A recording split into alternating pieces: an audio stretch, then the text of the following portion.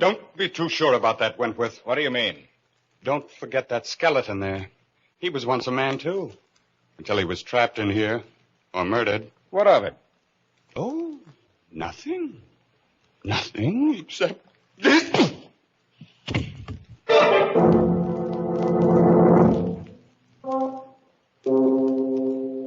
Midnight, the witching hour when the night is darkest, our fears the strongest, and our strength at its lowest ebb. Midnight, when the graves gape open and death strikes. How? You'll learn the answer in just a minute in The Line is Dead.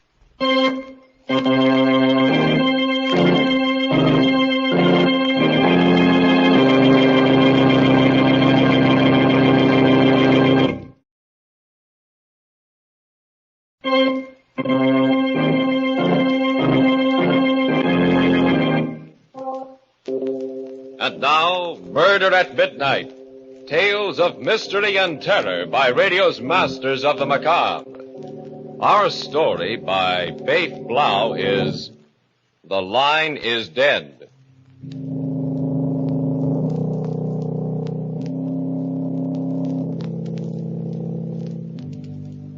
The gash in the green lawn of Brookside Memorial Park awaits the body of Albert Lockridge, scientist and explorer. There are few who have followed him to his last resting place, for Albert Lockridge was not one who was prodigal with his affection. And so beside the yawning grave stands his wife, Lenore. Albert. Finishing the short service, the minister says, "And so, unto dust, you are now committed." You may lower the casket. Strong hands grasp the straps attached to the coffin. The pulleys sing their discordant dirge, a strange melody heard over the soft weeping of Lenore Lockridge. Suddenly... There! Listen, knocking! Knocking in the coffin! Albert! Albert, we hear you. We know you're alive. Raise the casket! Raise the casket! Yes, sir.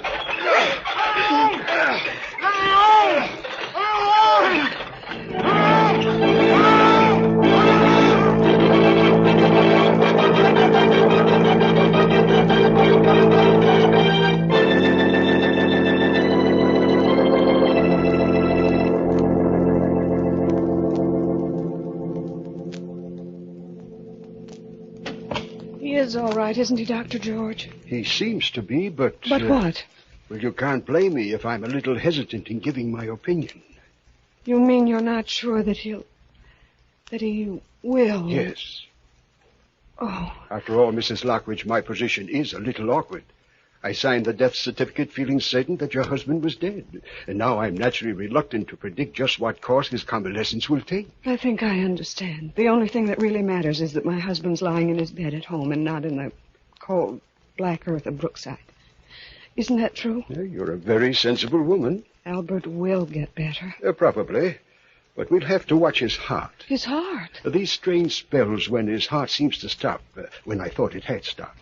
Each attack is an added strain. But the strain of regaining consciousness in the coffin, he withstood that when even a healthy person might not have. Oh, he's a hard person to kill. Oh, thank goodness for that.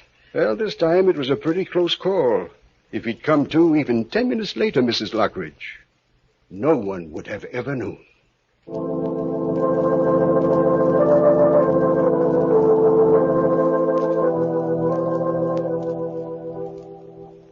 Albert. Lenore? Lenore? Is that you? Albert, the doctor says you'll be fine if you'll only rest. I can't rest. I've got to ask you a question. Dear, you've been through so much, too much for any one person, so save any questions you may. No, this question can't wait. That sealed envelope, Lenore. The one on my desk. The one I'm supposed to read after you're... Yes, after I'm dead. Lenore, you haven't read it, have you? No, Albert. I'd planned to read it after the funeral, just as you told me to. Sure? You haven't read it? Of course. Get it for me. I want to see for myself. Albert, no, you've so little strength. But I must know. You will. I must know now. Because if you read it, I don't want to live. Albert, I swear I haven't. Please believe me. You saw it? No. Look at me. You can see I'm telling the truth. Look at me. Yes. Yes, I think you are telling the truth. Well,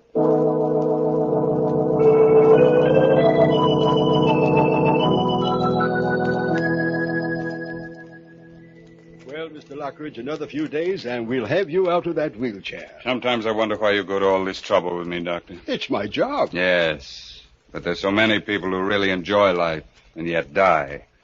Twice now I've been pronounced dead, only to return to life, almost reluctantly. Reluctantly?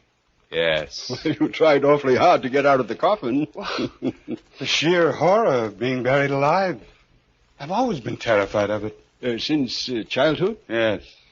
My nurse locked me in a closet whenever I misbehaved. I always thought I'd be left to die there. Oh, it's not the fact of being dead that bothers me. It's the fear of being buried alive. It's the choking, the futility of crying out. Yes, it would be a horrible way to die, but... Excuse me, Doctor. There's a Mr. Burton here to see you, Mr. Lockridge. Good. Show him in, nurse. Nurse, take our patient out on the sun porch. I'll send his visitor there.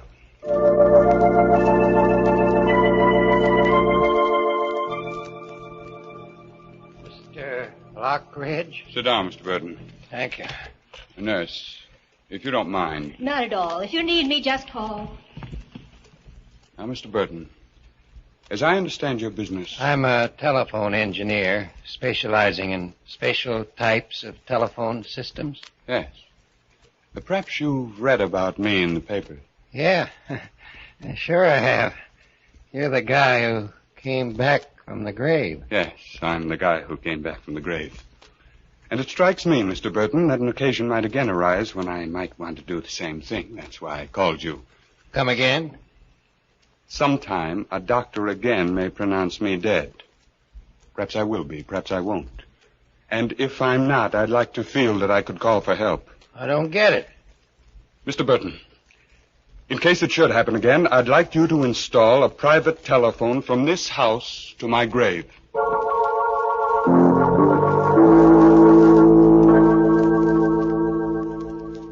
And Lenore, you must promise to keep the phone installed and in working condition for a year after I'm buried. A year?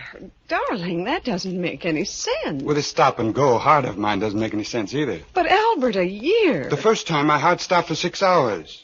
The next time, nearly 2 days. Who can tell? Well, a week, a month, perhaps. I think I'm asking very little. Well, then think of me, darling. Think of waiting day in and day out for the ring of that telephone. Think of the jumping at every stray bell, at every noise. Darling, you're condemning me to a slow death, like being in a grave above ground. I still think my request is a modest one, and the least that a wife who loved her husband would do for him. Albert, don't start that again. After all, I shall be in my grave. Perhaps I shall be waiting, too, waiting for help that will never come. Will you please stop this morbid talk? Nothing else seems to be on your mind lately. Besides, it's terribly late, almost midnight. When death comes to a man slowly, he gets time to think about it. Too much time. Stop it, please. It seems to me that you are only too anxious to get rid of me. Albert, how can you even think such a thing after... I've been a good wife, haven't I? Yes, but you might have made Oliver Wentworth an even better one. Albert, please don't bring that up again. What would have happened if Oliver had come back from that expedition with me? I don't know. You would have married him, wouldn't you? Perhaps, I don't know. No. How can you say that? You were engaged to him, weren't you? An engagement doesn't always mean marriage. You did intend to marry him, didn't you? Of course I did. What of it? You know I intended to. And you only changed your mind because he was killed. That's why you turned towards me. Well... I was nothing in your life. You were very sweet to me, Albert, then. I could see that you loved me in your peculiar way. I appreciated everything you did for me. Appreciate? Oh, Albert, why dig looking for a sore spot? It's not fair to me or to you. I was nothing in your life, was I? As long as Oliver was alive. What are you trying to prove? All the time we've spent together, I've played second fiddle to Oliver Wentworth. Look, Albert Lockridge, when we married, I said I'd put all thoughts of Oliver out of my mind. Well, I've done it. At least? At least what? You mean you've tried, but you couldn't. Oh. I knew it. You've never loved me. He's always been in your heart. What are you talking about? You just said it. If I had died, you would never have given me another thought. But all the time, here, in my own house, he's been living his own memory, haunting you, haunting us. I can't go on like this. It just can't go on. I've struggled with him long enough. He's got to go. No matter what I have to do to crush his memory, I've got to kill it. I've got... Albert. Lenore? What is it? Lenore, help me. To the chair, my heart. I've got you. Now, slowly. No, slowly? I don't think I can make it. Of course you can. Of course you can. You've got to. No, but I can't.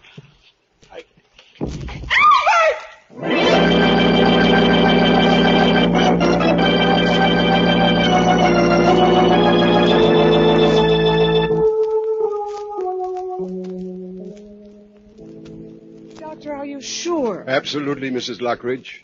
And this time the two heart specialists agree with me. But, Doctor, in view of what happened before... We've tried to take that into consideration. But even so... Well, can't you postpone signing the certificate? I'm sorry, Mrs. Lockridge. My colleagues and I all agree that your husband is dead. There can be no delay. Very well, Doctor. Thank you for everything. Goodbye, Mrs. Lockridge. Goodbye, Doctor.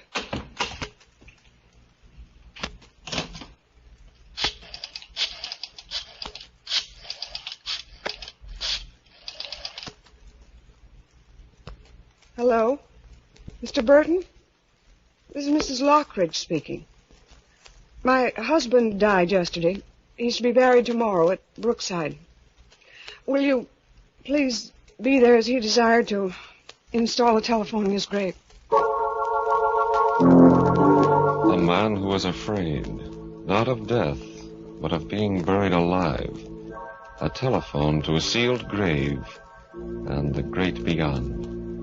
Will we hear from Albert Lockridge again before the clock strikes 12 for... Murder at Midnight.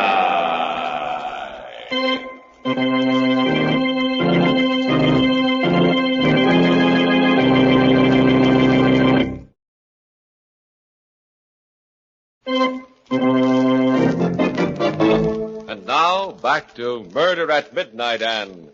The Line is Dead. One minute.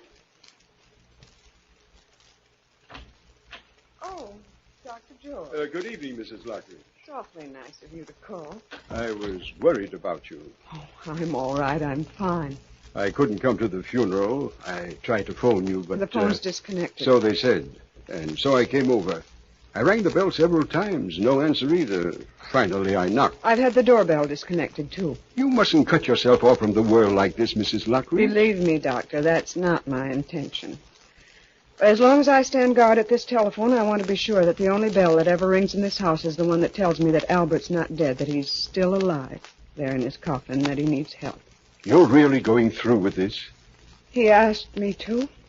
It doesn't seem too much. Oh, you're only deluding yourself, Mrs. Lockridge, believe me. Waiting this way is only a perverse and completely futile sort of mourning. I know you can't understand. I can't. But I do know that this morbid watch will only deepen your grief. Prevent you from making any kind of adjustment to his death. What difference does it Now, make? you're a young woman, Mrs. Lockridge. You have a whole life ahead of you. All the more reason for spending some of it as he wanted me to. Doctor, my husband was not the sort of person who inspired affection. I know. But in his odd, sometimes unaccountable way, he did love me. Now that he's gone, no one on earth holds any fond memories of him but me. A heavy responsibility, Mrs. Lockridge. Still, you must take care of yourself. I will, Doctor. Assume that he is dead. Mourn him as you will, but don't live in a state of suspended animation. For instance, if he's left a will, don't put off reading it. There are some papers which I was supposed to read after his death. They're in a sealed envelope in his desk. Read them. Read them immediately. No, not yet. You should. Perhaps they'll contain some message of comfort. Get the envelope now. Not now, Dr. George, but very soon.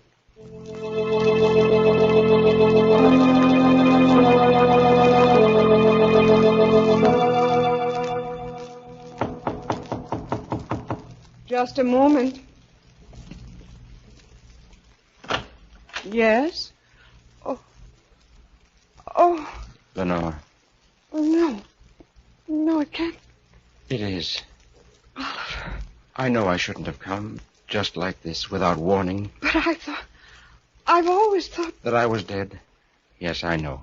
that's what Albert told me, and you never came back. No. Why? It's a long story, Lenore. A story you ought to hear. You know that Albert died yesterday? I know. That's why I came. Why didn't you come sooner when he was alive? Were you afraid to meet him? I was afraid to meet you. Me? Why, Oliver? By the time I returned, you and Albert were already married. But even so, we both would have I welcomed... wonder. You see, I knew you thought I was dead. No good would have come of such a meeting. But now everything is different. Different? Yes, of course. I loved you then. I love you now. Oliver, I've come back for you. Oliver, you don't understand. How can I even think of such things today? Lenore, I had to come. I've waited so long. I couldn't wait a day longer. Can't you see? It's useless even to think about that now. He may still be alive. I know. No, it's not right to speak as you do, not today. I was afraid you'd think so. Lenore, I wanted to avoid this, but now I see I must tell you. Lenore, neither of us knew Albert Lockridge. After all, Oliver, I've lived with I him. still don't think you ever really knew him. I never did, even though I worked with him for many years. That is, until the day we stood in the great hall of the old Aztec temple. The temple we found on that last expedition. The one from which I was not supposed to come back from. We were trying to find a door to an inner chamber.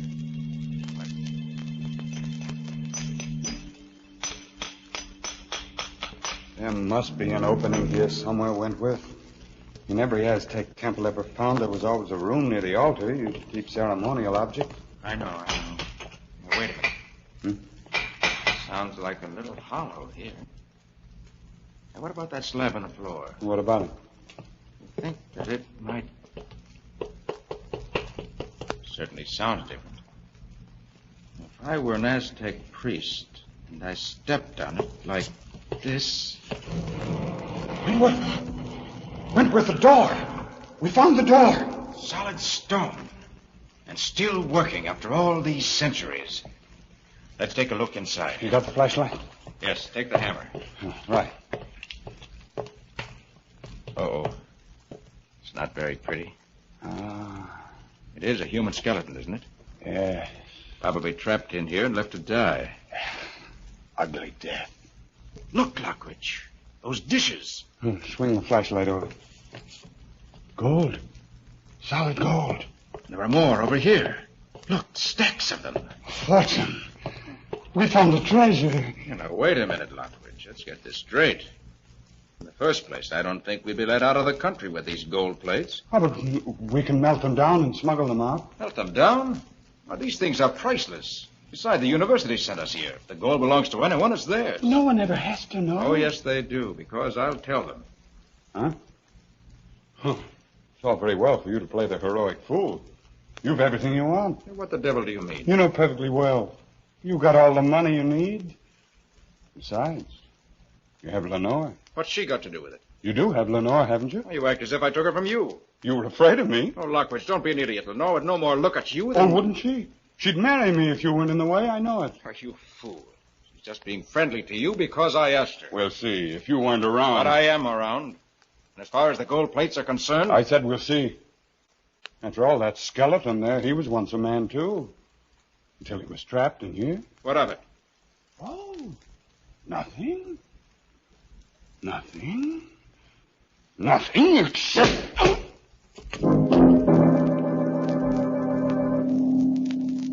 When I came to, I was there in the dark.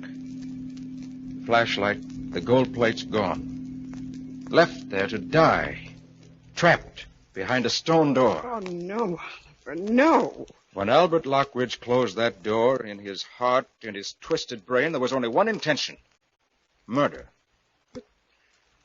How did you get out? By luck more than anything else. I had the hammer, and I knew where the stone latch was. I started chipping away at it. To this day, I don't know how long it took me, but when I finally got out, I was a sick man, exhausted. And by the time I was well enough to travel, come home here, you were already married. And he told me that you'd been killed by natives. Of course, that was a lie, but... Oliver, I still can't believe that your story's completely true either. But why? A man who's been the victim of an attempted murder would see that the murderer was punished. You didn't. Didn't even try to. Well, Lenore, how could I? He was your husband. Well, why should that be? Could I brand you as the wife of a murderer? Loving you as I did, as I do? I had to wait. But now let's forget this horrible past. I can't, no matter how I feel I can't. After all, there's no proof. Lenore, don't you It's believe not me? just that. Don't you see? At any moment, the telephone may ring, telling me that he's alive. If I knew your story were true, perhaps I'd feel differently, but... Now, my place is here. I must stay here. Lenore, please. If you feel any love for me at all... Will you go, Oliver? Please.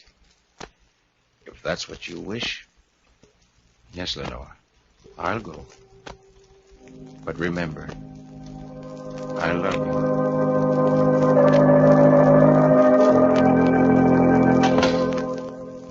I don't know why it should matter now, but I still hope you told the truth, Oliver, for then... The papers in the sealed envelope. I promised Dr. George I'd read them.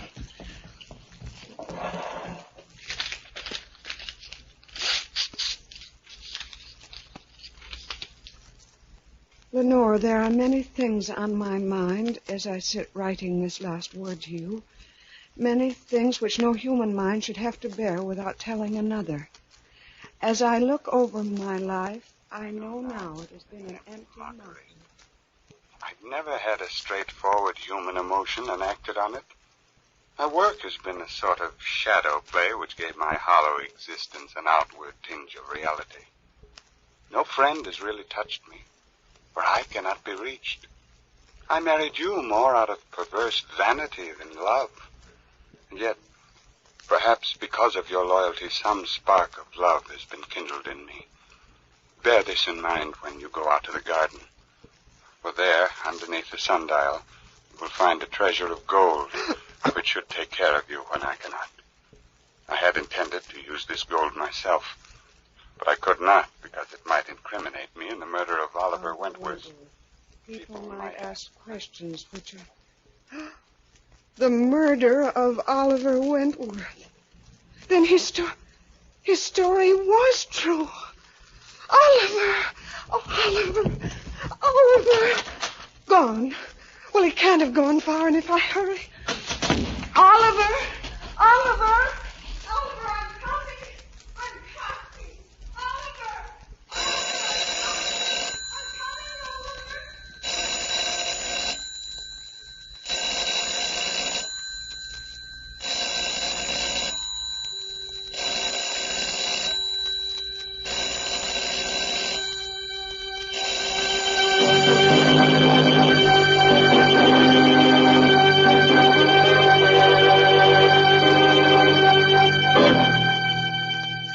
Telephone ringing in an empty house. A man who is not dead, lying in his coffin, fighting for breath and waiting for an answer that will not come. A fitting payment for... Murder at midnight.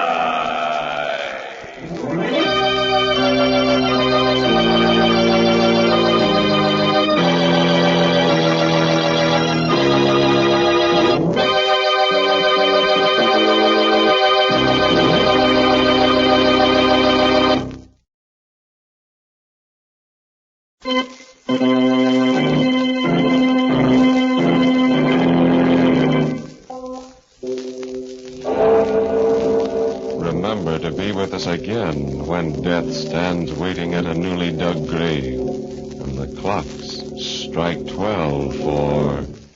Murder at midnight.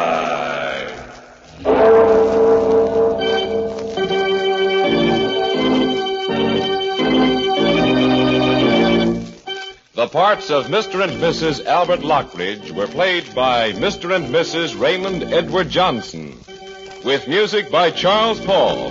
Murder at Midnight was directed by Anton M. Leader.